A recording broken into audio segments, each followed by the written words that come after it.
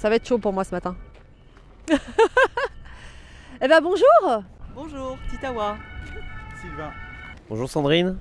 Bonjour Sandrine. Ben, bienvenue. Merci et on va passer 4 heures ensemble jusqu'à 13 heures. Et je vais vous proposer, vous pouvez oublier vos téléphones. Moi je vais être gardienne du temps et je ferai en sorte qu'on termine vraiment à 13 heures et que vous puissiez reprendre votre vie à l'heure.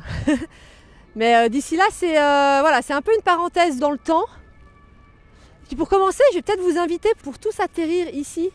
Juste de fermer les yeux peut-être quelques secondes et malgré l'environnement assez urbain dans lequel on baigne, juste essayer de vous poser ici et d'atterrir dans le jardin des plantes. Peut-être essayer de capter s'il y a des bruits autres que les bruits de voiture. Il y a au moins les bruits des gens qui marchent ici, il y a peut-être des oiseaux au loin.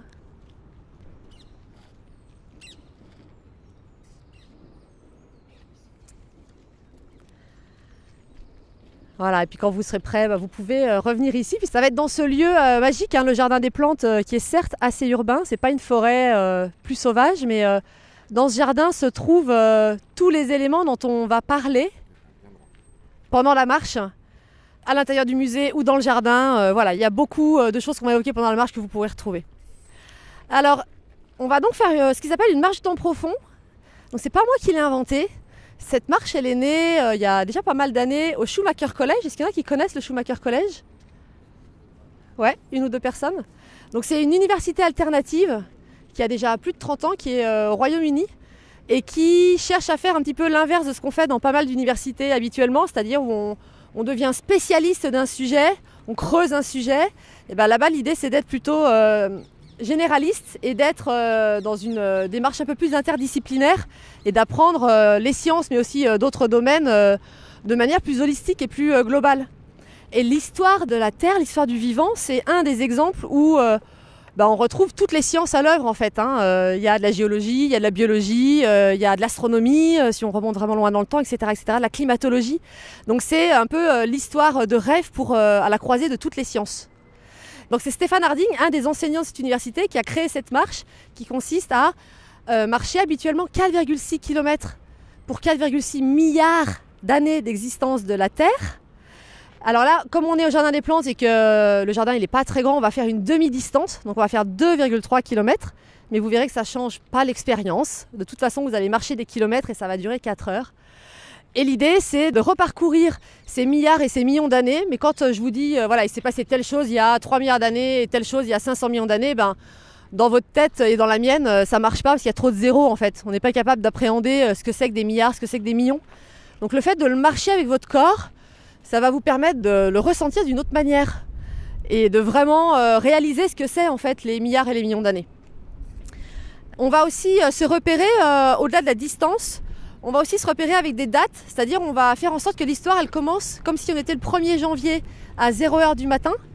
Et quand on aura terminé les 4,6 milliards d'années, on sera le 31 décembre à minuit. Donc régulièrement quand on s'arrêtera, je vous donnerai la date dans laquelle on est dans le calendrier pour que vous puissiez vous repérer aussi avec ce moyen-là. L'idée ça va être de s'arrêter à peu près 18 fois dans des stations où je vous raconterai les choses les plus notables de l'histoire du vivant. Et entre ces stations, l'invitation, ce sera soit de marcher en silence, en absorbant un petit peu et en voyant comment ça résonne l'histoire que je suis en train de vous raconter dans votre corps et dans votre cœur.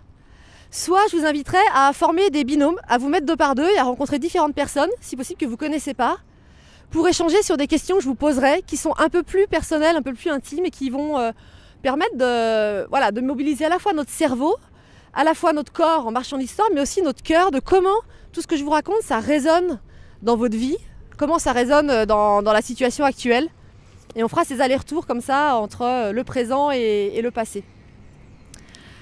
Pendant ces échanges en binôme, comme vous allez partager des choses potentiellement un petit peu plus intimes et un peu plus personnelles, je propose qu'on tienne un petit cadre en fait où on se sente en sécurité pour le faire, que vous vous sentiez à l'aise d'ouvrir votre cœur en fait à votre binôme que vous connaissez peut-être pas du tout. L'idée c'est que tout ce que vous partagiez à cette personne, ça va rester entre vous et elle et lui. Tout ça c'est confidentiel, personne n'ira répéter ce que vous racontez, donc n'hésitez pas à ouvrir votre cœur et puis à vous ouvrir à ce que l'autre est en train de dire, qui est peut-être complètement orthogonal à votre vision du monde et à votre mode de pensée. Écoutez-le, écoutez-la comme si cette personne allait dire quelque chose qui va peut-être changer votre vie ce matin. On ne sait jamais, on n'est jamais à l'abri d'une surprise de ce genre. Voilà, je crois que j'ai à peu près tout dit. Ah oui, si, une chose importante, c'est que cette histoire du vivant sur Terre, c'est une histoire qui change d'année en année en fait, puisqu'on fait des découvertes régulièrement qui, pour certaines, viennent ajouter des nouveaux éléments, pour d'autres viennent contredire des éléments qu'on disait avant et l'histoire change. Donc là, je vous raconte une version de l'histoire, mais c'est pas la vérité, c'est là où on en est aujourd'hui. Et s'il y a des endroits où ça fait pas trop consensus, on sait pas trop, j'essaierai de vous le dire. Et si vous revenez faire la marche dans un an, peut-être que l'histoire elle aura changé. Et l'idée, c'est pas tant de s'attacher à la véracité très précise de chaque chose que je vais vous dire, mais plutôt de voir comment vous recevez cette histoire émotionnellement. C'est vraiment ça le but de la marche du temps profond. C'est pas un cours de science, c'est plutôt comment vous le recevez émotionnellement en vous. Qu'est-ce que ça vous fait de rencontrer ces différentes étapes de la marche? Est-ce que c'est clair? Est-ce que vous avez des questions?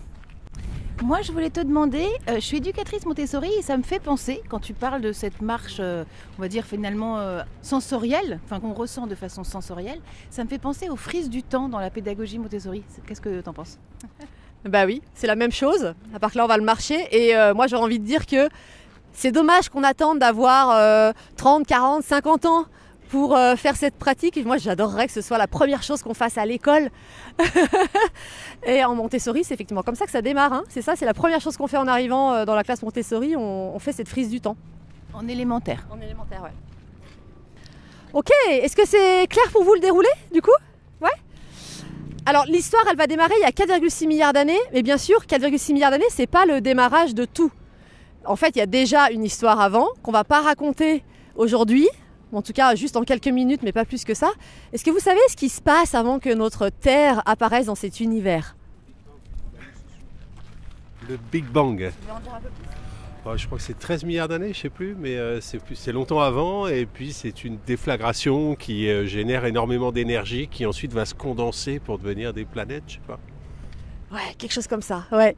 Donc le Big Bang, il y a 13,8 milliards d'années. On s'imagine tous une explosion. C'est pas vraiment ça qui s'est passé parce qu'en fait avant le Big Bang il n'y avait rien, il n'y avait pas d'espace, il n'y avait pas de temps, il n'y avait rien et c'est juste que le Big Bang c'est une création de notre cerveau humain parce qu'on a regardé un peu l'histoire de l'univers en marche arrière. Aujourd'hui on constate que l'univers il est en expansion et donc si on rembobine le film en marche arrière on en déduit que à la base cette expansion ça veut dire qu'en marche arrière c'était comme si tout l'univers actuel était regroupé par exemple dans une tête d'épingle. Ce qui est totalement inimaginable. Et d'ailleurs, toutes les lois de la physique à ce moment-là ne sont plus valables, on ne comprend plus rien. Et donc, quand on ne comprend plus rien, on essaie de mettre un mot rigolo pour dire qu'on ne comprend plus rien. Et c'est pour ça qu'on a appelé ça le Big Bang. Parce qu'en fait, c'est juste, on ne sait pas. Mais en tout cas, il y a 13,8 milliards d'années. Il y a ce point de départ très mystérieux. Et quelques instants après le Big Bang, en fait, tous les noyaux d'hydrogène et d'hélium de l'univers sont créés en 3 minutes. Et par la suite, je ne sais pas si vous connaissez Hubert Reeves qui disait on est tous des poussières d'étoiles. Il avait vraiment raison parce que tous les autres atomes qui nous constituent là, c'est le sol sur lequel on marche, notre corps, l'air qu'on respire, etc. Tous ces atomes qui constituent la matière du monde dans lequel on vit là, ont tous été créés dans la suite de l'histoire. Est-ce que vous savez comment ils ont été créés ces atomes? Il y a plusieurs mécanismes de nucléosynthèse, quoi. Il y en a dans les étoiles, il y a les supernovas. C'est principalement les étoiles qui sont responsables de la formation des éléments. À part, il y a des exceptions comme le beryllium, etc., où c'est des rayons cosmiques qui les forment. Voilà. Merci. Donc c'est ça, on est des poussières d'étoiles parce que littéralement, là on a un expert parmi nous, tous les atomes sont créés dans les étoiles, dans des réactions thermonucléaires au cœur des étoiles. Donc au bout de 150 millions d'années après le Big Bang, il y a les premières étoiles. Au bout de 2 milliards d'années, 1,5 milliard d'années, il y a les premières galaxies. Et la nôtre, la Voie lactée, elle apparaît il y a bien longtemps. Elle apparaît 2 milliards d'années après le Big Bang à peu près. Donc elle est assez ancienne. Et avant de commencer l'histoire, juste pour se situer, donc, vous savez que notre Soleil, c'est une des étoiles de notre galaxie qui s'appelle donc la Voie lactée. Est-ce que vous savez combien il y a d'étoiles dans la Voie lactée? 100 milliards. Incroyable, comment savais-tu ça? 100 milliards? J'ai bossé. 100 milliards d'étoiles dans la galaxie. Est-ce que vous savez combien il y a de galaxies comme la Voie lactée dans l'univers observable. Parce qu'en vrai, l'univers est infini, donc on ne pourrait pas les compter, mais juste dans l'univers observable, celui qui nous est accessible parce que les rayons lumineux de ces galaxies peuvent arriver jusqu'à nous. Combien de galaxies, à votre avis, dans l'univers observable? Je ne sais pas du tout. C'est le même ordre de grandeur en fait. Ouais, exactement. En fait, à chaque fois que je vous poserai une question, ce sera 100 milliards, d'accord? Combien de neurones dans votre cerveau? 100 milliards? Bravo. Donc 100 milliards. Alors 100 milliards, ça ne nous parle pas beaucoup. Donc si cette pièce de 1 centime d'euro là, c'est notre système solaire, c'est-à-dire notre étoile, donc le Soleil avec ses planètes autour, qui rentrent dans cette pièce de 1 centime d'euro. À votre avis, quelle est la taille de la galaxie par rapport à cette pièce? En fait, la pièce elle fait 1 cm, donc on multiplie par 100, ça fait 1 mètre, et donc 1 milliard de mètres, 1 million de kilomètres. Et alors ça fait quoi ça comme taille de choses connues? En fait, c'est pas si grand que ça, 1 million de kilomètres. La Lune elle est à environ 350 000 kilomètres. Après, je sais pas s'il y a d'autres ordres de grandeur. La taille du Soleil, 1 million de kilomètres à peu près. Ah non, alors la galaxie elle est bien plus petite que ça. Là il y a un petit bug dans le calcul.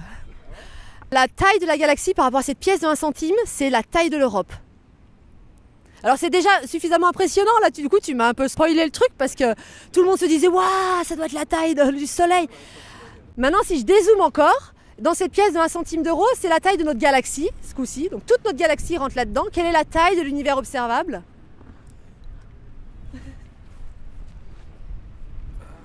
Alors, je vous le dis tout de suite, c'est la Terre. Donc c'est la taille de la Terre en elle-même. Donc là, l'histoire dont je vais vous parler aujourd'hui, maintenant on rezoome quoi. Voilà, il y a la Terre qui représente l'univers observable. Là-dedans, c'est notre galaxie, la Voie lactée. Je rezoome encore un coup au milieu, en banlieue de cette galaxie, il y a notre étoile, le Soleil.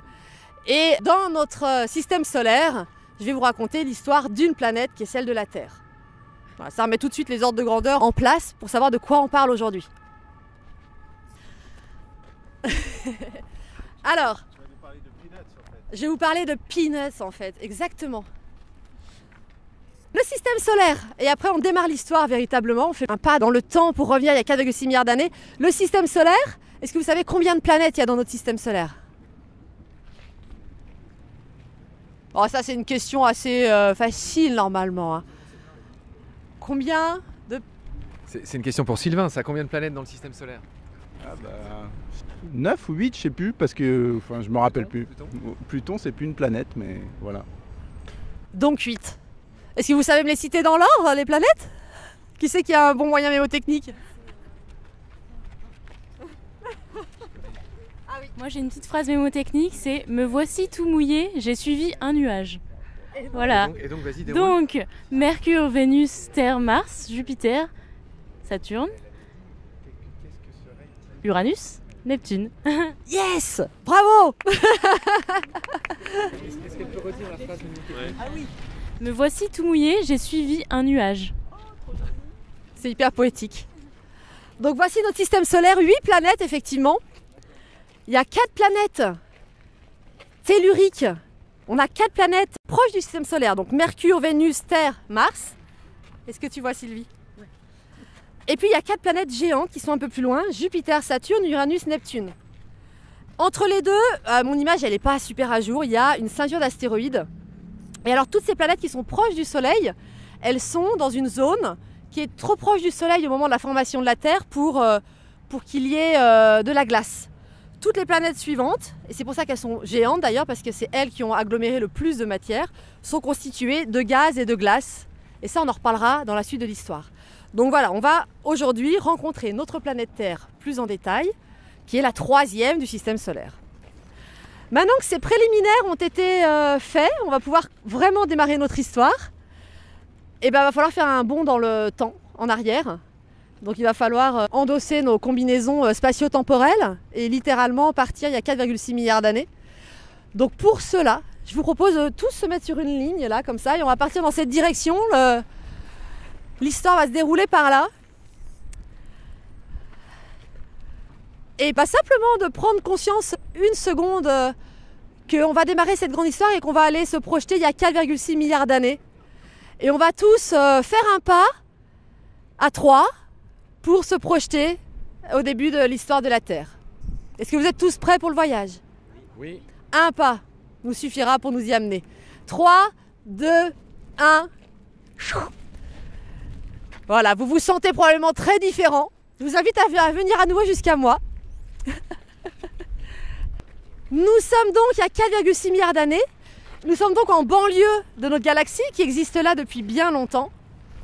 En banlieue de cette galaxie, il y a une précédente étoile qui explose en supernova.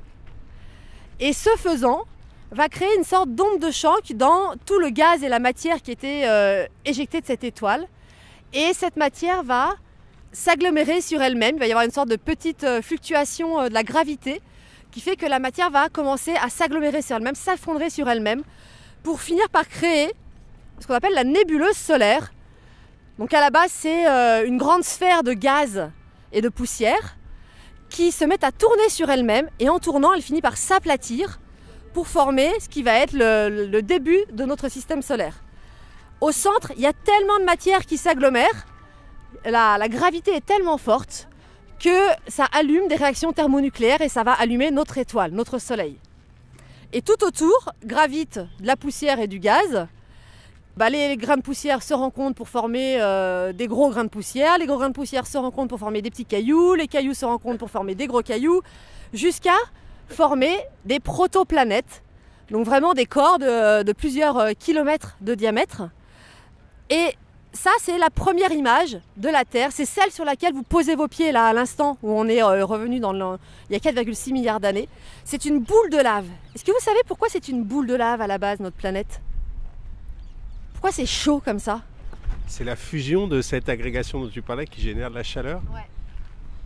C'est ça. Donc en fait, tous ces cailloux qui gravitent dans l'espace, ils ont une grande vitesse. Ils voyagent à plusieurs kilomètres par seconde. Et quand ils viennent s'écraser sur la protoplanète, l'énergie qu'ils avaient dans leur vitesse est absorbée, se transforme, parce que l'énergie n'est jamais perdue, elle se transforme en chaleur. Donc à chaque fois qu'une grosse météorite vient s'écraser sur la protoplanète, sur la prototerre, ça génère de la chaleur. Donc au début, notre planète, c'est une grosse boule de lave qui fait plusieurs milliers de degrés, mais ce n'est pas une étoile, attention, hein. Il n'y a pas de réaction thermonucléaire au centre, c'est vraiment juste l'énergie de chaleur qui est créée par la collision des météorites. C'est là que débute notre histoire. On est donc avec nos combinaisons anti-chaleur de vulcanologues, et vous êtes en train de marcher, il y a 4,6 milliards d'années, sur une planète en fusion. À partir de maintenant, chaque fois que vous allez faire un pas, vous allez faire 1 million d'années. Donc je vais vous inviter à marcher ces premiers pas dans cette conscience-là, que un pas égale 1 million d'années, et que vous êtes au démarrage de l'histoire sur une planète en fusion. Tu dis quoi? Non, c'était pas 2 plutôt? Alors, ok, non mais on peut préciser. Effectivement, quand on fait 4,6 km pour 4,6 milliards d'années, 1 mètre égale 1 million d'années. 1 mètre, en vrai, c'est plus qu'un pas, c'est presque 2 pas en fait. Donc moi, quand je fais une demi-distance, j'ai coutume de dire, effectivement, tu as raison, c'est 50 cm égale 1 million d'années. Voilà, mais en gros, un pas, 1 million d'années. Ok, des questions à ce stade ou on est prêt à démarrer pour aller commencer cette histoire et voir ce qui se passe par la suite? C'est bon pour vous? Donc vous êtes sur une planète en lave et vous marchez un pas égale 1 million d'années dans cette direction.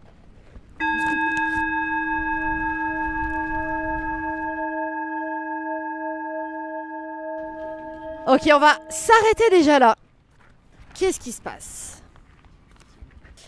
Donc nous sommes il y a 4,5 milliards d'années, vous avez marché 100 millions d'années, l'air de rien là, sur une Terre en fusion. Donc on s'arrête 100 millions d'années après le démarrage. À votre avis, pour quelle raison je m'arrête maintenant? Qu'est-ce qui peut se passer de significatif 100 millions d'années après le démarrage de la Terre? Ça a refroidi? Oui, ça refroidit, clairement, parce que l'univers est très froid, donc ça commence à refroidir. Apparition de l'eau liquide peut-être? On n'en est pas encore là. Ça se solidifie. Comme ça refroidit, ça se solidifie. Ouais, mais il y a un événement particulier dont on va parler ici. Est-ce que c'est ici que la Lune va se former? Yes, c'est ici que la Lune se forme. Est-ce que tu sais en dire quelque chose? Eh bien alors on pense que ce serait un astéroïde à peu près de la taille de Mars qu'on appellerait Theia, qui serait entré en collision avec la Terre et que donc la matière éjectée par cet impact se serait petit à petit agglomérée pour former la Lune.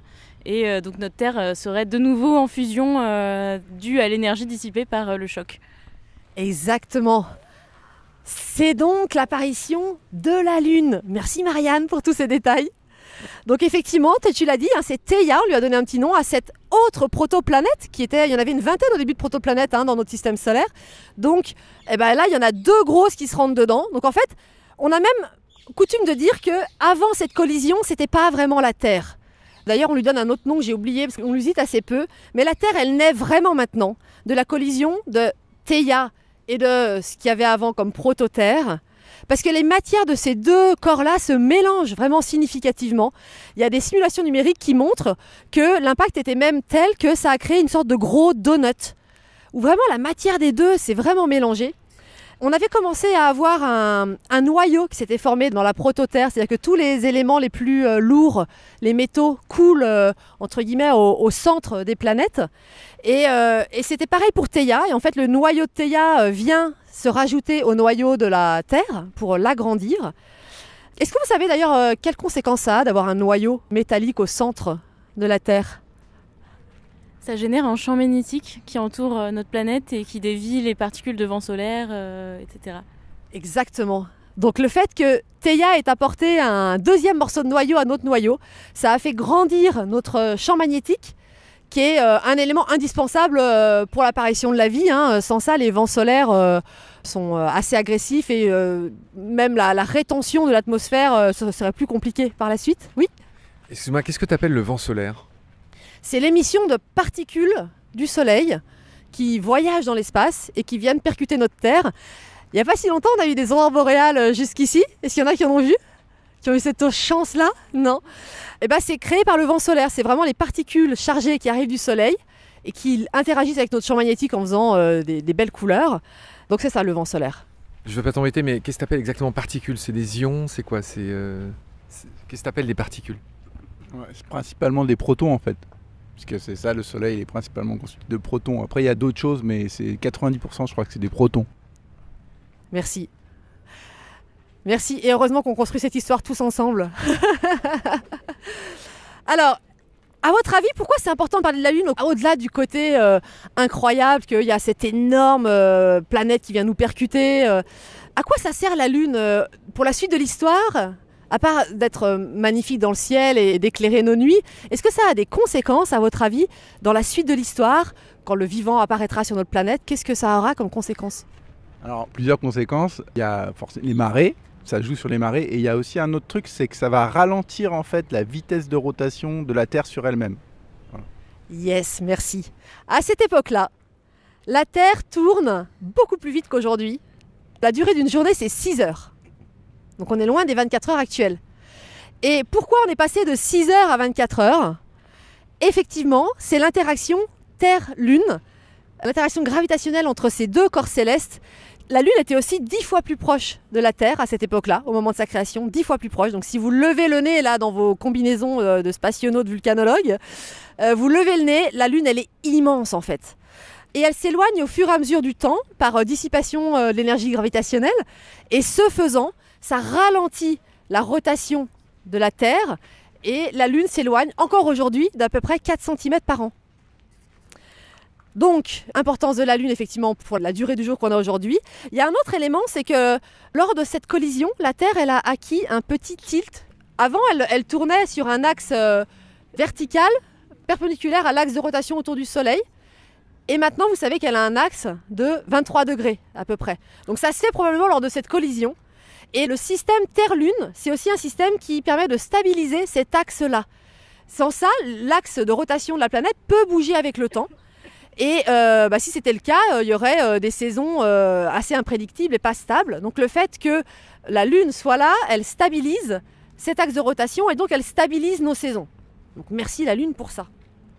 Donc on a vu, elle stabilise les saisons, elle a apporté plus de noyaux, donc plus de champs magnétiques pour plus nous protéger des particules solaires. Elle donne lieu aux marées, qui probablement, dans la suite de l'histoire, j'en reparlerai, ont aussi leur importance. Elle est donc 10 fois plus proche du Soleil qu'aujourd'hui.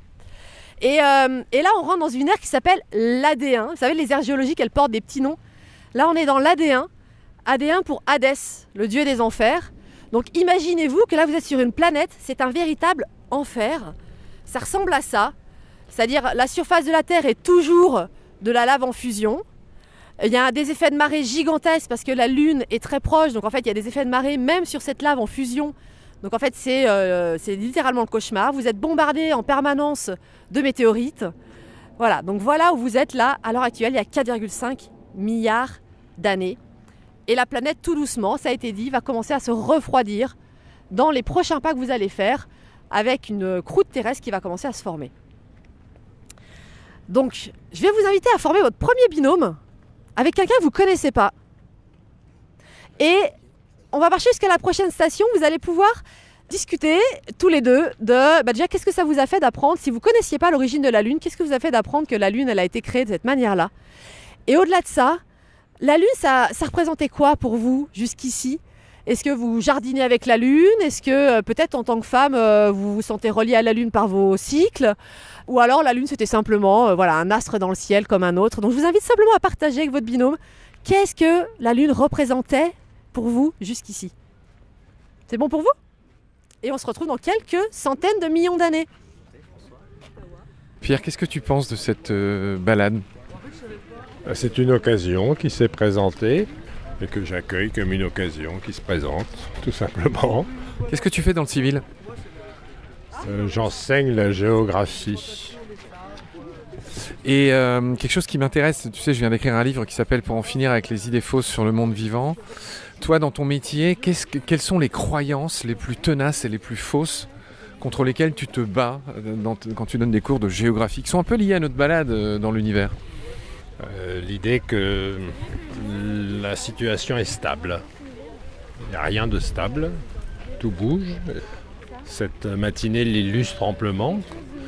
On a tendance à croire que les choses sont acquises, stables, et que ça restera toujours comme ça, et c'est une aberration. Il y a une phrase que j'aime bien, c'est la seule chose permanente dans cet univers, c'est l'impermanence. T'en penses quoi? Moi, j'ai une phrase du même genre qui consiste à dire que le monde vient, en matière de géographie et de géopolitique, que le monde vient du chaos, retournera au chaos, et qu'entre les deux, c'est le bordel.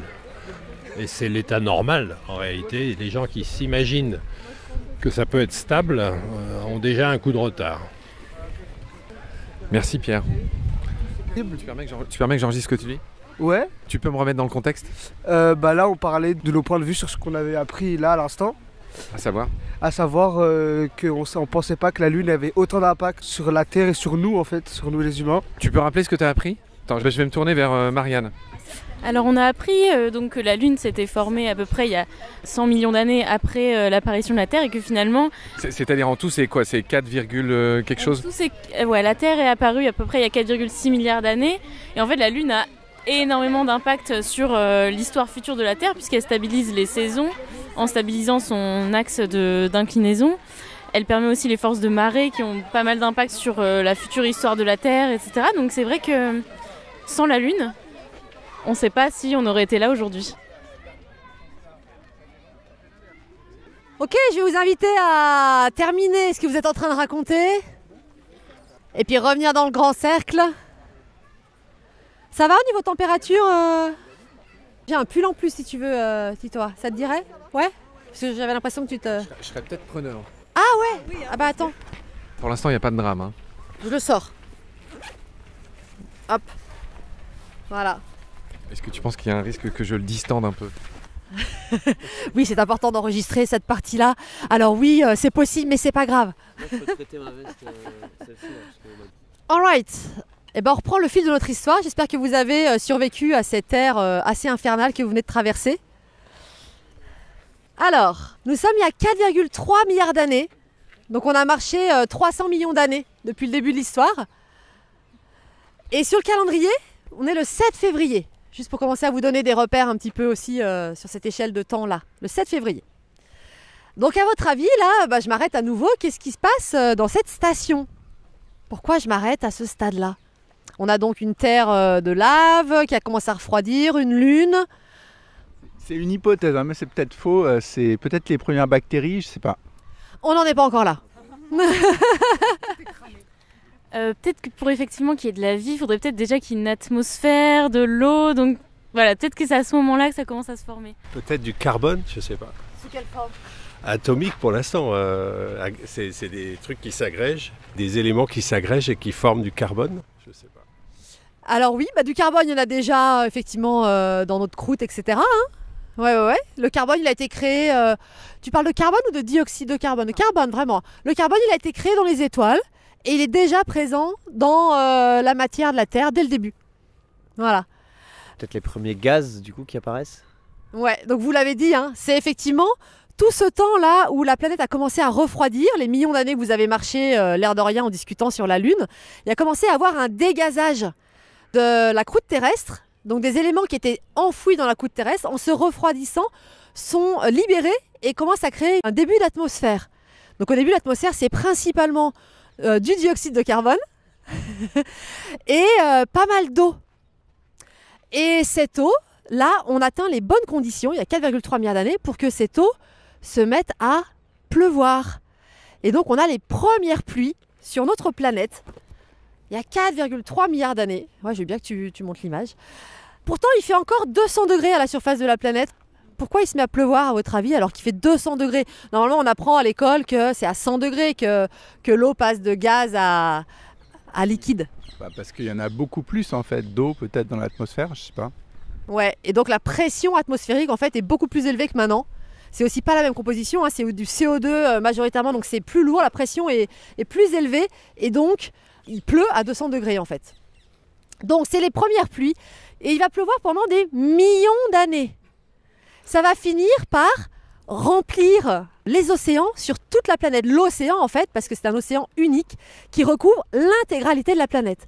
Donc la deuxième image de la Terre, après la Terre boule de lave, c'est la Terre boule d'eau, intégralement recouverte par des pluies diluviennes pendant des millions d'années. Alors là, ça a l'air idyllique, mais en fait, vous n'êtes pas sur un transat en train de vous prélasser sur la plage. On est toujours dans l'AD1, c'est-à-dire que c'est toujours des grosses tempêtes, des grosses marées. Au début, la pluie, quand elle touche le sol, ça s'évapore instantanément parce que c'est trop chaud. Donc en fait, c'est des cycles très tumultueux, quoi. Donc en vrai, on est toujours dans l'ère des enfers et c'est simplement quand même le remplissage petit à petit de notre planète avec cette eau. Alors, la question de l'eau sur Terre, c'est une vraie question scientifique qui n'est pas résolue encore aujourd'hui.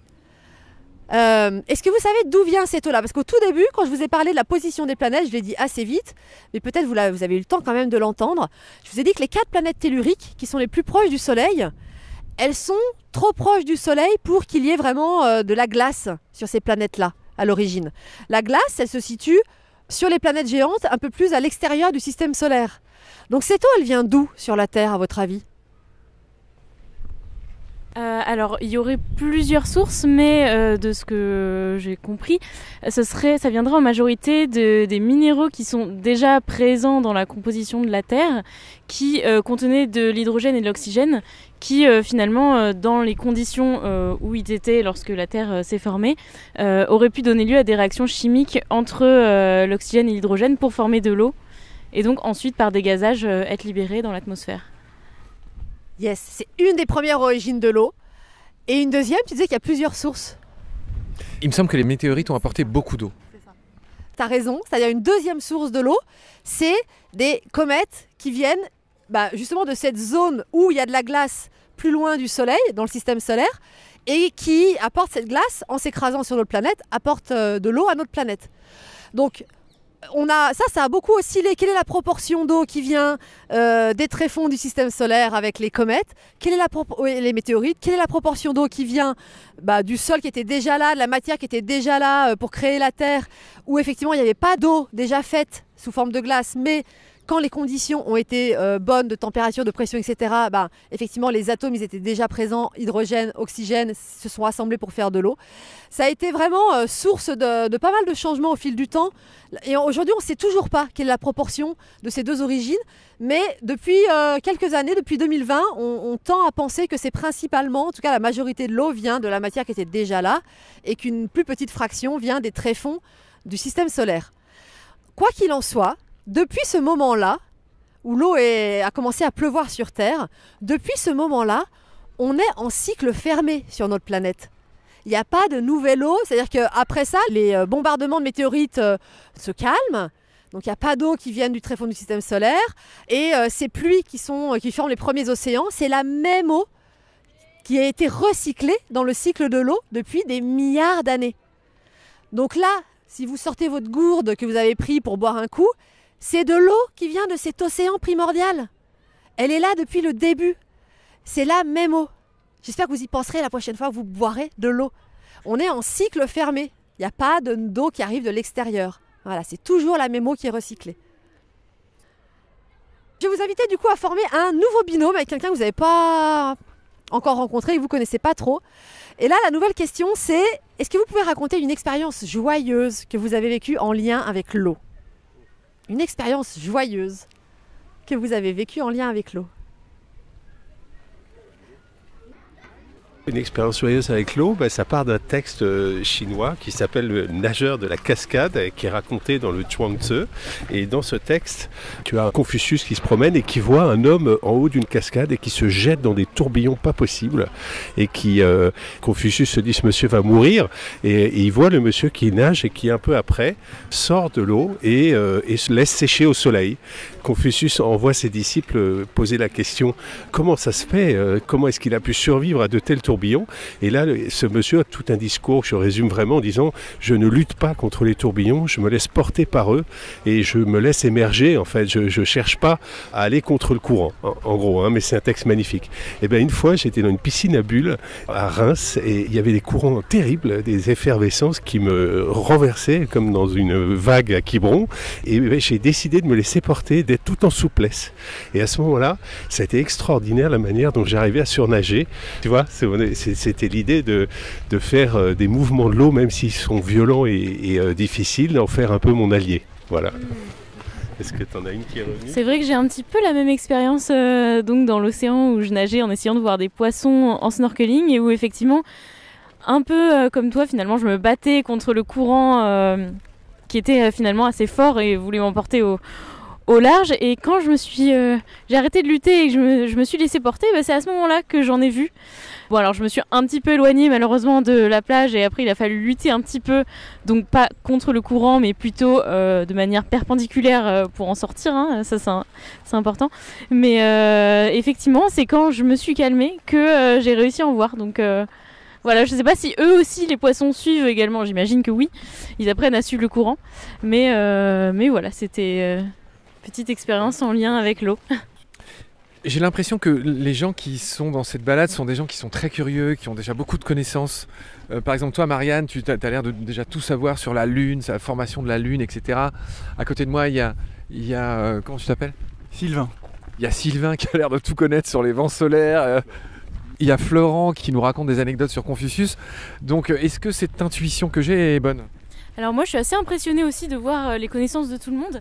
Moi je suis un petit peu biaisée, je travaille sur un projet pour l'université de Bordeaux qui s'appelle Le Chemin du Temps, qui est un petit peu similaire, où on cherche à raconter l'histoire de l'univers sur une marche balisée sous format d'exposition. Donc effectivement j'ai déjà travaillé sur ces questions-là, donc je connais un petit peu cette histoire, mais c'est très intéressant de la découvrir autrement et puis aussi de voir que finalement tout le monde a ces mêmes questionnements, ces mêmes curiosités et beaucoup de connaissances.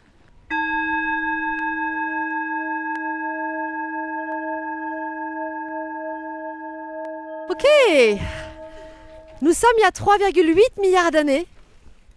Sur le calendrier, on est le 2 mars. 3,8 milliards d'années. Là, les amis, j'imagine que vous avez peut-être un peu soif. Ça fait un petit moment que vous nagez là dans l'océan, vous êtes entouré par l'eau. Puis on a un truc à fêter quand même là, il y a 3,8 milliards d'années. Pourquoi on s'arrête, à votre avis, à cette station-là? La vie. Taratatam. Donne le micro une seconde. Oh là là. Bon, on va fêter ça quand même. Tiens, je veux bien que tu me tiennes le micro. T'as ramené de l'eau de vie pour célébrer la vie. Si tôt le matin. Ah, c'est vrai en plus. Du kéfir. Nous allons célébrer l'apparition de la vie avec du kéfir. Tiens, je te le donne. Et évidemment, j'ai amené des verres. Tiens. Je peux te poser une question, Sandrine? Oui. Pourquoi t'as choisi du kéfir du coup? Bonne question. Alors, c'est l'apparition de la vie et la question c'est pourquoi j'ai choisi du kéfir, j'y reviendrai. Effectivement, c'est pas anodin. Merci beaucoup. J'en prendrai après moi du coup. Je vais tenir déjà mon sac à dos de la main gauche, le micro de la main droite. Et c'est du kéfir aux fleurs de sureau, fait maison. Ça sent bon, hein. Eh ben santé les amis, alors à l'apparition de la vie. Alors la première forme de vie, ça ressemble à quoi du coup? La première forme de vie. Tu peux te donner mon micro? Ah pardon. Des bactéries. Yes, des bactéries. Tiens, je veux bien que tu le tiennes une seconde, parce que je vais montrer quand même une petite image. Alors, la première forme de vie, effectivement, unicellulaire, un truc super simple, qui ressemble à une bactérie, hein. Donc c'est quoi? C'est finalement une cellule qui a une membrane. Donc ça définit, il y a un truc dedans, un truc dehors. À l'intérieur de cette membrane, il y a de l'information sous forme d'ADN ou d'ARN. Et puis il y a des petites choses qui permettent à cette bactérie d'avoir de l'énergie. Un processus de métabolisme. Mais ça sort d'où? Comment ce truc-là apparaît? Je crois qu'on ne sait pas encore tout à fait comment en fait les molécules organiques, les premières, se sont formées. On sait que, par exemple, dans le milieu interstellaire, il y a des molécules de base des protéines comme la glycine, etc. Mais après, on ne sait pas vraiment comment on arrive là, je crois. Ouais, tout à fait, merci. Tu as nommé les molécules organiques. Alors, les molécules organiques, prenez pas peur, c'est des assemblages d'atomes CHOMPS. CHOMPS pour... Carbone. Carbone. Ensuite H. Hydrogène. O. Oxygène. M. Azote. P. Phosphore. S. Soufre. Yes. Donc les CHOMPS, c'est les briques élémentaires de la vie. La vie qu'on connaît sur Terre, hein. Peut-être qu'ailleurs, au très fond de l'univers, ça se passe différemment, mais la vie sur Terre, c'est la vie à la base de carbone. Tout à l'heure, tu nommais ça, Florent. Voilà, ces atomes-là, CHOMPS, s'assemblent donc au début en molécules simples, par exemple de l'eau, du méthane, de l'ammoniac. Ça, c'est des molécules assez simples, minérales. Et puis, ce qu'on appelle les molécules organiques, c'est des molécules beaucoup plus grosses, avec plein d'atomes de carbone, plein d'atomes d'hydrogène, de l'oxygène, etc. Par exemple, le glucose, c'est un sucre, c'est une molécule organique.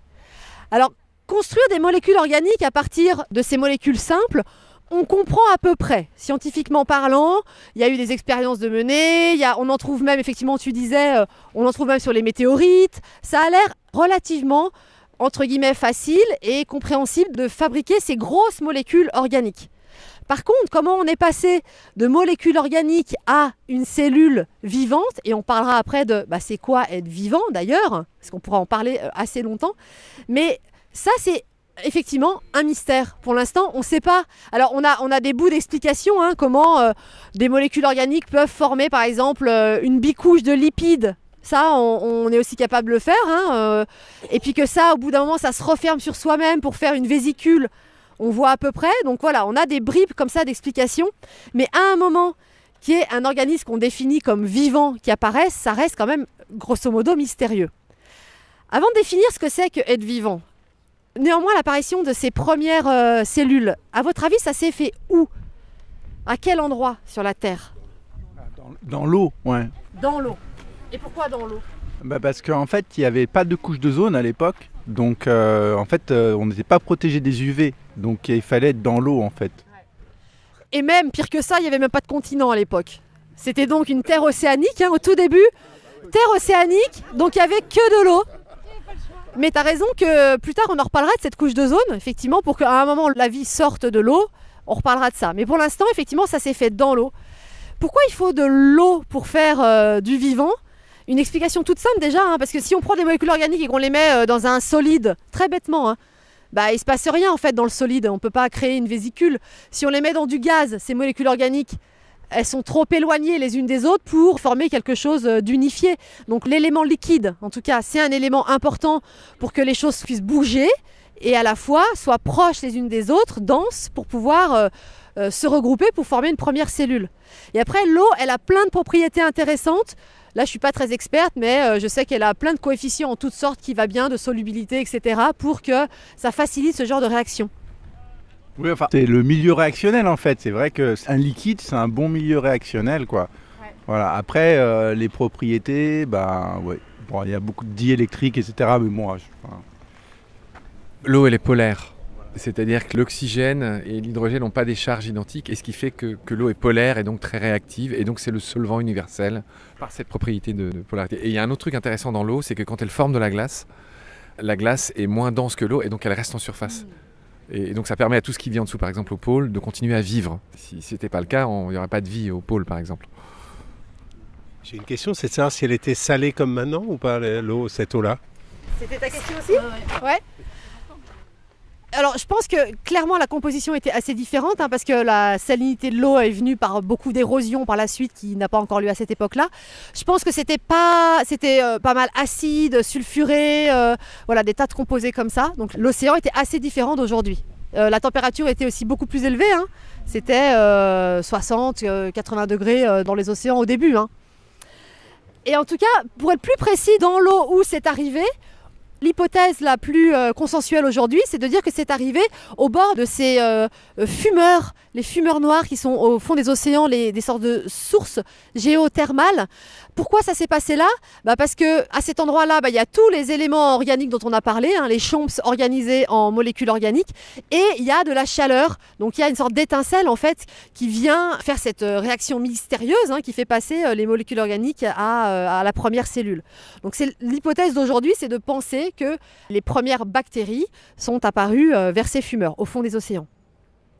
Ça, c'est la façon chronologique de raconter l'histoire. On peut raconter l'histoire d'une autre manière, qui est, on part d'aujourd'hui, on regarde le vivant qui nous entoure, et on regarde les gènes du vivant qui nous entoure, et on construit l'arbre généalogique du vivant qui nous entoure. On fait l'arbre phylogénétique du vivant. Et donc, on remonte le temps en arrière, et on se rend compte, en faisant ça, qu'on a tous un ancêtre commun, donc tous, nous là les humains, avec les animaux, avec ces arbres qui sont là juste au-dessus de nous, avec les vers de terre, avec les insectes, avec les bactéries dont on a parlé là. On a tous un ancêtre commun qu'on appelle LUCA, pour Last Universal Common Ancestor, le dernier ancêtre commun universel. Et ça, c'est un modèle mathématique qu'on construit à partir de l'observation des gènes du vivant d'aujourd'hui. Donc c'est un peu le rembobinage de ce qu'on observe aujourd'hui. Et cet ancêtre commun, LUCA, c'est celui dont on descend tous. C'était pas forcément le premier être vivant, parce que peut-être qu'il y en a eu d'autres qui ont simplement pas donné lieu à de descendance et qu'on ne voit pas aujourd'hui. Mais c'était en tout cas pas loin de cette première bactérie que je vous ai montrée. Et ça, c'est vraiment l'origine de notre arbre généalogique, dont on rediscutera par la suite que voilà, c'est pas vraiment un arbre, c'est plus un gros buisson. Mais en tout cas, les deux premières branches de ce buisson, ça apparaît maintenant, il y a 3,8 milliards d'années, avec d'un côté les bactéries, que je vous ai nommées, et de l'autre côté, est-ce que vous avez une idée, c'est quoi la deuxième branche de ce buisson ? Est-ce que c'est les archées ? Ouais. Tu sais en dire quelque chose des archées ? Je crois qu'elles sont archaïques. Les archées, c'est les cousines des bactéries, c'est très proche, c'est aussi une seule cellule. Voilà, c'est juste que la composition de la membrane est un peu différente, et il y a d'autres petites différences que je ne connais pas très bien. Et souvent, les archées, elles aiment bien les environnements un peu extrêmes. Alors aujourd'hui, notre monde, il est encore rempli de bactéries et d'archées, les archées en particulier, dans des endroits un petit peu extrêmes, quoi. Typiquement, vers ces fumeurs noirs, il y a toujours des archées. Donc là, on a nos deux premiers protagonistes du vivant qui sont apparus au fond des océans, les bactéries, les archées. C'est tout bon pour vous ? Alors, on n'a pas beaucoup parlé... Ouais. Répétez ce que ça veut dire, Lucas. Last Universal Common Ancestor. En français, c'est DACU, dernier ancêtre commun universel, DACU. Ah ouais. C'est mieux en anglais. Ouais, c'est plus joli, On n'a pas beaucoup défini qu'est-ce que c'est être vivant. Ça va être l'objet de votre petite interaction en binôme. À la prochaine station, je récolterai un petit peu ce que vous avez trouvé comme indice. C'est quoi qui différencie cette première bactérie des molécules organiques qui traînent avant dans l'océan ? Pourquoi d'un coup on appelle ça un être vivant ? Donc je vous laisse faire un nouveau binôme avec quelqu'un d'autre pour discuter de ce sujet-là. Et on en recause à la prochaine station. Là vous avez pas mal de temps, on va à l'autre bout du parc. C'est quoi un être vivant? Qu'est-ce qui caractérise un être vivant? Qu'est-ce qui fait le vivant pour toi? Alors il se trouve que je le sais déjà, parce que j'ai déjà fait des émissions là-dessus, etc. Et donc je te retourne la question. Alors, il y a beaucoup de choses, mais pour moi, quelque chose qui est super intéressant, qui est peut-être primordial, c'est le fait que le vivant, ce soit un système hors équilibre, finalement, en termes d'équilibre énergétique, que ça demande de l'énergie pour se maintenir et prospérer. Et justement, c'est aussi une des pistes de recherche sur cette apparition du vivant, comment ça se fait que... ces systèmes hors équilibre aient pu se former et se maintenir. Voilà, j'ai eu l'occasion d'assister à un cours très intéressant, l'école pour doctorants, les rencontres exobiologiques pour doctorants. Voilà, Toi, t'as fait quoi comme étude? Alors, j'ai fait 3 ans d'études scientifiques. Ensuite, j'ai fait un master en médiation des sciences. Et je travaille aujourd'hui pour le laboratoire d'astrophysique de Bordeaux, pour l'université de Bordeaux, où la thématique d'astrobiologie est abordée justement par le labo. On a d'excellents scientifiques qui travaillent sur ces questions et qui organisent aussi des rencontres exobiologiques pour doctorants. Donc c'est une école où on a l'occasion d'assister à de nombreux cours qui couvrent toutes les thématiques de l'astronomie, la géologie, la biologie, etc. Exobiologie, c'est un nom qui fait rêver. Tu peux me dire ce que ça veut dire? Alors, c'est l'étude des conditions qui ont permis l'apparition de la vie sur Terre et la recherche de vie ailleurs dans l'univers. Exo, ça veut dire en dehors de. Donc exobiologie, c'est comme tu disais, c'est aussi l'étude des éventuelles formes de vie et de leur formation sur d'autres planètes que la Terre. Oui, c'est ça. Et puis pour pouvoir imaginer leur formation sur d'autres planètes que la Terre, il faut déjà bien comprendre la façon dont cette vie est apparue sur notre planète, parce que finalement, on ne peut pas rechercher quelque chose qu'on ne connaît pas. Donc on a besoin de ce modèle d'apparition de la vie sur Terre pour savoir que chercher ailleurs dans l'univers. Et donc ça donne lieu à beaucoup de pistes de recherche très intéressantes. Et moi, j'avais été particulièrement marquée par un cours qui nous montrait les interactions entre la biosphère et la géosphère. Et notre professeur nous expliquait que justement, il y avait tellement de dissipation d'énergie sur Terre liée à la géosphère que finalement, le vivant, donc par cette caractéristique qu'il reste hors énergie, il consomme de l'énergie, c'est un moyen aussi pour la planète finalement de dissiper son énergie, toute l'énergie qu'elle avait dissipée. Donc pour moi le vivant finalement c'est ce qui m'intrigue le plus aujourd'hui, en dehors des molécules qu'il constitue, l'ADN, les protéines, etc. C'est ce caractère énergétique qui est plus difficile, je trouve, à comprendre, qui est super intéressant. On dirait du tai chi. Alors moi, dans mes recherches, je me suis rendu compte que le vivant, c'est 4 grosses caractéristiques. La première, c'est que le vivant est capable de s'auto-assembler. C'est la première caractéristique. La deuxième, c'est qu'il est capable de grandir, de se maintenir vivant et de métaboliser. Ouais. La troisième caractéristique, c'est qu'il est capable de se reproduire. Alors, pas forcément à l'identique. Et la dernière caractéristique qui est vertigineuse, c'est qu'il est capable d'évoluer, c'est-à-dire de changer. Oui, tout à fait. C'est vrai que c'est des caractéristiques essentielles du vivant. Et il y a toujours la question des limites, finalement, de ces définitions. Est-ce que les virus sont vivants, par exemple? Donc ça, c'est des questions auxquelles j'ai pas la réponse, mais qui sont vraiment passionnantes. Peut-être qu'on va les avoir là? Peut-être, j'espère.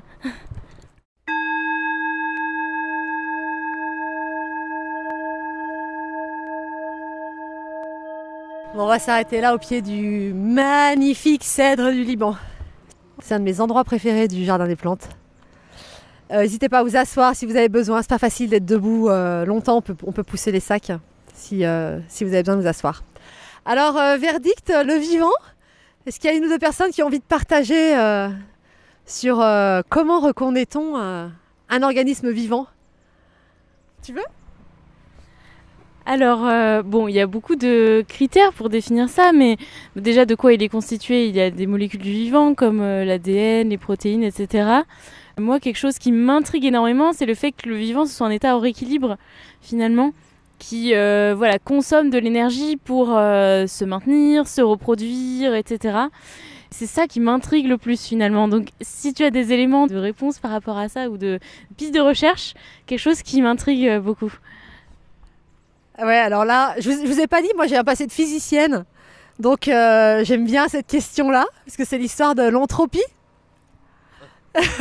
Ouais, qu'est-ce qu'elle raconte? Vous connaissez l'entropie? C'est un principe de thermodynamique de la physique, hein, un peu une loi de la physique de base qui dit que, en gros, si je simplifie vraiment, avec le temps, tout est voué au désordre. Et effectivement, le vivant, c'est très ordonné. D'un coup, je vous disais, on a des molécules organiques qui sont dans l'eau et puis qui s'organisent. Donc il faut quelque chose vraiment de construit, d'organisé en une cellule. Donc ça ne fait pas augmenter l'entropie comme la loi de la physique le dicte, mais au contraire, ça fait diminuer l'entropie localement, ça met de l'ordre. Donc on peut se dire, bah alors, le vivant ne respecte pas les lois de la physique. Mais si, parce qu'en fait, elle le fait, comme tu l'as dit, au détriment du reste. C'est-à-dire, elle prend de l'énergie de l'extérieur pour s'organiser. Donc globalement, dans l'univers, ça a créé du désordre de s'organiser localement. Donc quand le vivant s'organise, c'est au coût de tout ce qu'il y a à l'extérieur, c'est en prenant de l'énergie de l'extérieur. Et donc, à l'extérieur, l'entropie augmente d'autant plus. Donc en fait, la loi de l'entropie, elle est toujours respectée globalement dans l'univers. Par contre, localement, c'est vrai que le vivant, c'est une machine à créer de l'ordre. C'est quand même dingue quand on y pense. Donc merci de le poser comme ça. C'est rare qu'on commence par ça, mais super chouette. Est-ce qu'il y a d'autres éléments qui montrent que quelque chose c'est vivant? Donc tu as parlé d'ADN. Donc l'ADN, c'est de l'information. C'est quand même, quand on y pense aussi, c'est dingue l'ADN. Je veux dire, il y a quelque chose à l'intérieur de cette cellule qui dicte comment la cellule s'auto-organise, quoi. Et c'est cette information-là qui est ensuite transmise de génération en génération. Et qui va continuer à dire « je m'organise comme ça ». Moi, j'ai pas une question, mais quand tu as parlé d'ordre, ça m'a encore une fois fait écho avec la pédagogie Montessori.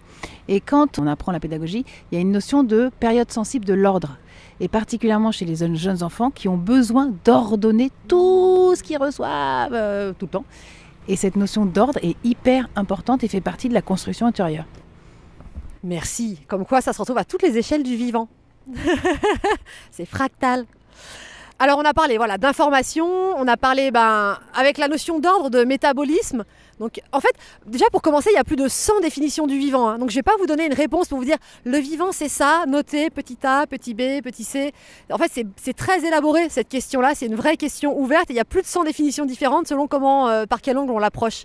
Mais en tout cas les grands éléments, c'est le fait que ce soit quelque chose d'organisé localement, avec un métabolisme qui permet de tirer de la matière et de l'énergie de l'environnement pour s'auto-ordonner, avec de l'information génétique.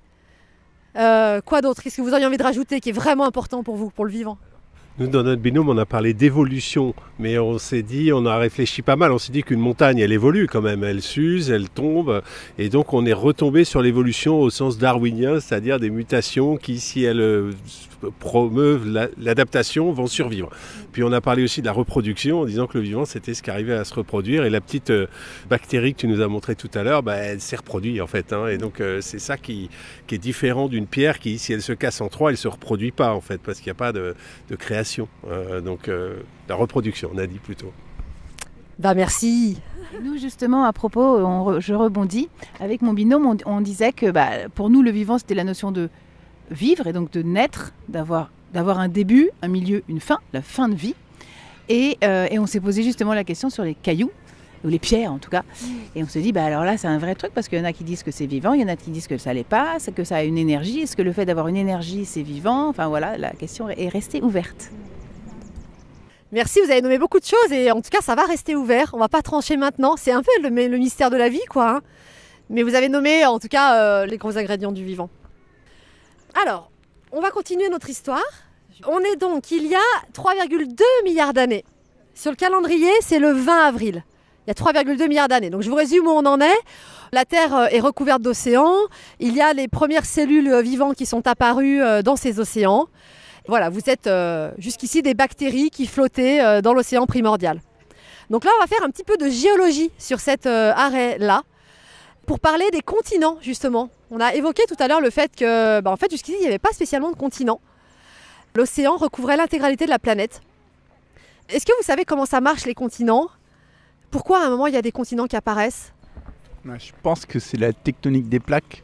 Le fait que, en fait, il y a des plaques qui passent en dessous d'autres plaques et donc ça fait remonter en fait, le manteau terrestre, je crois. Et donc ça forme des trucs qui sont plus hauts, donc ça sort de l'eau, quoi.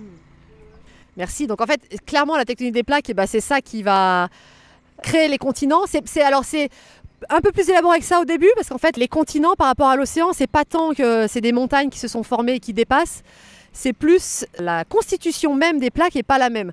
C'est-à-dire que la constitution des plaques océaniques est plus lourde, donc ça a tendance à être plus en profondeur, et les plaques continentales sont plus légères, et donc elles ont tendance à être un peu plus en surface. Mais en tout cas, la tectonique des plaques, c'est ça dont on va parler à cette station-là. Pourquoi ?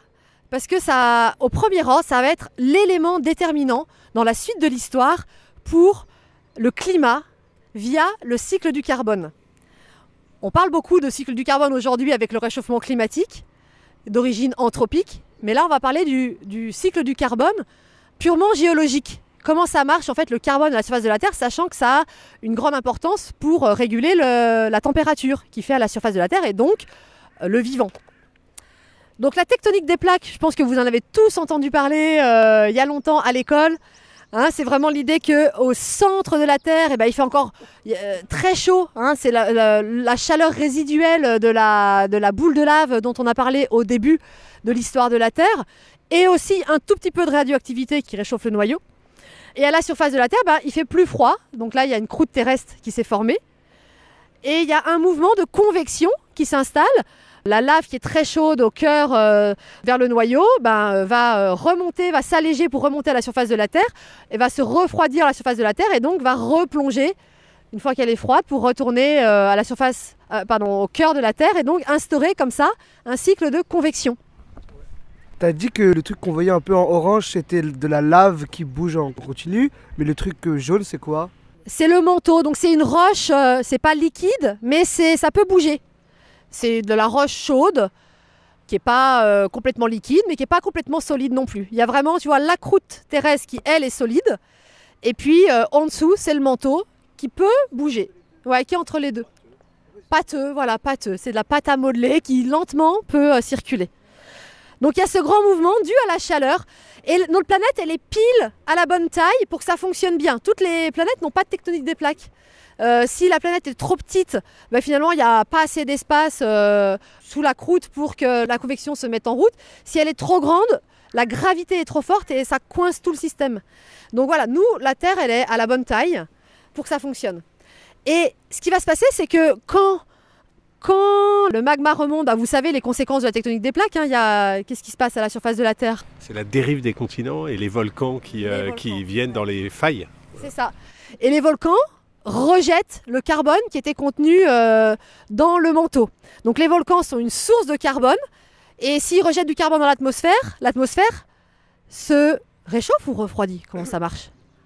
Plus de carbone dans l'atmosphère égale effet de serre, donc réchauffement. Voilà, effet de serre, donc réchauffement. Et à l'inverse, quand on va voir les premiers continents arriver, ce qui arrive maintenant, là c'est pour ça qu'on s'arrête, les continents sont des puits de carbone par érosion. C'est-à-dire que quand l'eau ruisselle sur la roche, il y a un processus chimique qui fait que le carbone de l'atmosphère est recapté et retourne finalement au fond des océans sous forme de roches carbonatées. Et de manière ultime, si les plaques des océans finissent par retomber à l'intérieur du manteau, sont réinjectées dans la Terre. Et ça induit le cycle du carbone. Voilà, carbone qui est relâché par les volcans, recapté par l'érosion des continents. Et qui va, dans les premières lignes, c'est vraiment ça qui dirige le climat de la Terre au premier ordre. Et en fait, il y a un cycle qui s'installe, qui s'appelle le cycle de Wilson, où tous les 300 millions d'années, on a un supercontinent qui là apparaît à ce moment-là. Le premier supercontinent, il s'appelle Valbara. Il fait à peu près la taille de l'Australie. Et ce supercontinent va se scinder en sous-continents grâce à la dérive des continents, donc grâce à ce mouvement de convection qui fait bouger les plaques à la surface, qui fait comme un tapis roulant. Ça va donner des sous-continents qui vont migrer à la surface de la planète, qui vont finir par se retrouver à un autre endroit pour refaire un nouveau supercontinent, et hop, qui se reséparent. Et c'est une sorte de respiration de continent comme ça à la surface de la Terre tous les 300 millions d'années. Et ce faisant, parfois ça va faire du volcanisme qui va relâcher du carbone dans l'atmosphère, parfois ça va au contraire recapter le carbone et refroidir le climat. Et donc ça fait des grandes vagues climatiques comme ça, qui est vraiment liée à cette respiration des continents. Moi je trouve ça dingue de savoir que notre respiration de climat de la Terre, elle est liée à cette danse-là des continents, au premier ordre. Après, bien sûr, il y a plein d'autres facteurs qui vont influencer, on en reparlera dans l'histoire. Alors, j'ai 2 questions. La première, c'était quand ce que tu racontes la formation du premier continent? Il s'appelait la Pangée ou pas? Non, il s'appelait Valbara, et donc c'est là où on s'arrête maintenant. Donc c'est cette page-là. 3,2 milliards d'années. Sur le calendrier, on est le 20 avril. Il y a 3,2 milliards d'années, apparition du premier supercontinent qui s'appelle Valbara. Entre Valbara et la Pangée, il va y avoir, je crois qu'il y a 6 ou 7 ou 8 supercontinents. Il y a plusieurs fois cette respiration que je viens de vous décrire. Et la deuxième question? Non, c'était du 2 en 1. Ok. J'ai quand même une question. C'est donc le dioxyde de carbone, il est dans l'atmosphère. Donc plus tu as du volcanisme, ça en rejette. Et après, je veux bien qu'il y ait du carbone avec l'érosion des roches qui s'en aille dans l'océan, puis après qu'il soit par subduction enlevé. Ouais. Mais comment passer du CO2 de l'atmosphère à la roche?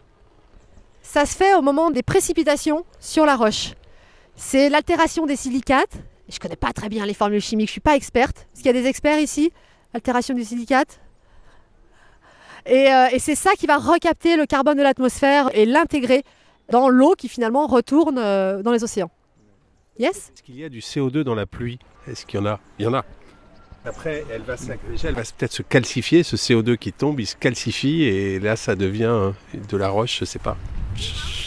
Mais... C'est sûr, il y a du CO2 qui va être dissous dans l'eau. Dans l'eau de pluie, quoi. Après, des calcaires. Les roches carbonatées se construisent vraiment par érosion et retournent à la mer. Yes? Sur toutes les photos, pour l'instant, on a vu, là, c'est noir. Oui. Et quand est-ce que le ciel devient bleu? On le voit, regarde, il y a le ciel bleu, là. D'accord. Mais j'aimerais bien une réponse. Alors, oui, y a plein de réponses à donner là-dedans. La première réponse, c'est que si tu t'éloignes, si tu prends une fusée aujourd'hui et puis que tu vas dans la Station spatiale internationale, qui n'est pas si loin de nous, tu seras dans le noir. D'accord? Donc la couche d'atmosphère qui donne une couleur bleue au ciel, elle est extrêmement fine. Donc Marc disait, en fait, on la voit là, c'est-à-dire la couche de l'atmosphère, c'est une membrane en fait sur la Terre, c'est tout petit. Donc quand tu dézoomes pour montrer la Terre là, forcément, la couche de l'atmosphère, tu la vois pas. D'accord, le ciel bleu, il n'est pas si loin que ça, quoi. Là, donc c'est vraiment ce que tu verrais encore aujourd'hui, même si aujourd'hui il y a du ciel bleu. Et quand est-ce que l'atmosphère est arrivée? Là, depuis que je t'ai parlé de dégazage, il y a longtemps en fait, vraiment au début de l'histoire, tu vois, avant que les océans apparaissent, parce que les océans, c'est de la pluie de cette atmosphère. Donc cette atmosphère, elle est là depuis assez longtemps. Elle était d'une couleur différente, probablement parce que c'était pas la même composition. C'était principalement du dioxyde de carbone à l'époque et de l'eau avant qu'il pleuve. Mais après, l'eau a chuté puisqu'elle allait dans les océans. Il y avait un petit peu de méthane et il n'y avait pas d'oxygène au début dans l'atmosphère. Du tout. On y reviendra par la suite. Donc merci de poser cette question, ça me permet de préciser ça. Il n'y avait pas d'oxygène du tout au début dans l'atmosphère. Et probablement que l'atmosphère était un petit peu différente. D'ailleurs, quand le premier continent est apparu, Valbara, ça a été le début de la captation du carbone par le mécanisme que j'ai décrit. En proportion, il y a eu un petit peu plus de méthane dans l'atmosphère qu'avant et on pense même que peut-être au moment de la création de ce premier supercontinent, l'atmosphère était même légèrement orangée parce qu'il y avait une proportion de méthane un peu plus importante, en tout cas qu'aujourd'hui et que juste avant. Donc c'est pas impossible que l'atmosphère avait une couleur différente. Merci pour cette question. Ok. Est-ce que c'est bon pour cette phase-là de la tectonique des plaques, qui a l'air très simple comme sujet, mais en fait qui est vraiment importante pour la suite de l'histoire? Je vais vous inviter du coup à former des nouveaux binômes avec quelqu'un que vous n'avez pas encore rencontré. Et là, la grande question que vous allez pouvoir discuter, c'est est-ce qu'il y a des grosses plaques qui bougent dans votre vie? C'est-à-dire, voilà, est-ce qu'il y a des choses, c'est une image pour parler des plaques, de la tectonique des plaques, quels sont les grands mouvements de votre vie en ce moment, quoi, les grands trucs qui bougent, tels des continents qui dérivent. Et on se retrouve dans quelques centaines de millions d'années. Voilà, les grands morceaux de votre vie qui dérivent au sens positif, c'est-à-dire qui bougent. Voilà, peut-être que vous partez à la dérive, j'en sais rien, mais les grands endroits qui bougent dans votre vie. Peut-être qu'il n'y a rien qui bouge et que tout est statique, c'est ok aussi. C'est bon pour vous? Et on monte par là-bas. Alors Sylvie, quels sont ces grands pans de ta vie qui bougent? Peut-être le fait d'être grand-mère, peut-être le fait de me retrouver à la retraite depuis quelques jours, enfin, etc. Ça, c'est des grands pans de la vie parce que moi, je suis habituée justement à échanger, etc. comme ça. Donc, Quel âge tu as? bientôt 65 ans. Et tu bossais dans quoi avant d'être en retraite? Je suis prof De? d'histoire, géo et géopolitique. Comme ton mari Pierre. Ah oui. Alors, rien d'original, on s'est rencontrés sur les bancs de la Sorbonne. C'est vieux. Sylvie, qu'est-ce que tu penses de cette balade? Alors, on va pas sombrer dans cet excès qui consiste toujours à donner des notes, à juger ce qui est fait, mais qu'est-ce que tu en penses? Est-ce que tu apprends des choses? Qu'est-ce que tu penses de cette manière d'appréhender le temps? Ah, moi, je trouve ça très bien, ça m'intéresse beaucoup. Ça remet en vigueur des connaissances lointaines sur les mondes unicellulaires, les bactéries, etc. Et puis aussi, c'était très important au début, quand elle a dit le mot « histoire », parce que c'est une histoire de la planète, de la formation du monde, etc. Tu as dû connaître cette fantastique dessin animé qui s'appelle « Il était une fois l'homme », où il y a cette histoire. Oui, oui, oui. Ah, c'était très bien. Il y avait beaucoup de choses valables, en tous les cas sur le plan historique. Tu te souviens, il y avait un petit compteur sur l'écran qui remontait le temps et on voyait la vie depuis son apparition quasiment jusqu'aux premiers hommes préhistoriques, etc. etc. C'est possible, j'ai pas beaucoup vu. Et le générique, c'était la toccata en ré de Bach. Oui, c'est beau la culture. mais le petit compteur, je m'en souviens pas. C'était le monsieur à la longue barbe, c'est ça? Oui, maestro. Ouais, c'est ça. Lui, je m'en rappelle bien. On en était alors à la question que posait Sandrine, à savoir les grands pans de ta vie. Donc tu disais 1, retraite, 2, grand-mère. Est-ce qu'il y a des 3, des 4, des 5? Je sais pas si c'est 1 et 2, c'est les plus proches dans le temps. Parce que sinon, si je raconte ma vie, il y a sûrement une des plus grandes tectoniques, c'est la mort d'un de mes enfants. Voilà. Voilà. C'est ça sûrement.